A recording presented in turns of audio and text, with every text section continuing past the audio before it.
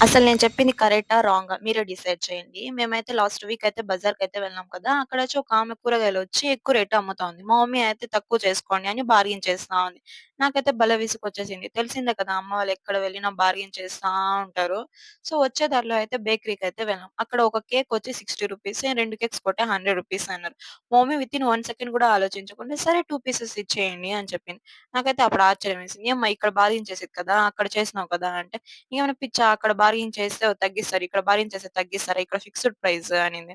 అప్పుడు నాకొక ఆలోచన వచ్చింది. నిజమే కదా! అని. అసలు ఈ సోదంతా మాకెందుకా అంటే, ఇప్పుడు ఫర్ ఎగ్జాంపుల్ ఇప్పుడు మేమంతా మెహందీ వేసాం కదా! మెహందీ వేసినప్పుడు అందరూ ఏమంటారంటే, ఒక ₹50 తగ్గించుకోవచ్చు కదా! ₹50 వేయొచ్చు కదా! చిన్న పిల్ల చెయ్యే కదా! ఒక 150 చేసుకోవచ్చు కదా! మా చెయ్యేం అంత లావుగా లేదు కదా!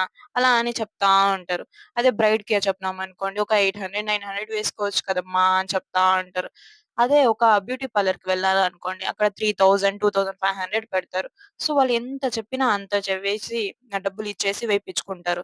సో, మనం అమ్మే ప్రొడక్ట్ అయినా, సర్వీస్ అయినా ప్లేస్‌ని బట్టి వాల్యూ చేంజ్ అవ్వడం అంటే ఇదేనేమో. సో, నేను చెప్పింది కరెక్టా? రాంగా? మీ ఒపీనియన్‌ని కామెంట్ బాక్స్‌లో అయితే నాకు తెలియజేయండి. అలాగే నా మెహందీ డిజైన్ ఎలా ఉందో గూడా కామెంట్ చేయండి. చిత్తూరులో ఎక్కడైనా సరే మేమొచ్చి ఫంక్షన్స్‌కయితే మెహందీ అయితే వేస్తాము. సో, ఇంట్రెస్ట్ ఉన్న వాళ్ళు గూడా డీఎం చేయండి. అలాగే మన ఛానెల్‌ని సబ్స్క్రైబ్ చేసుకోండి.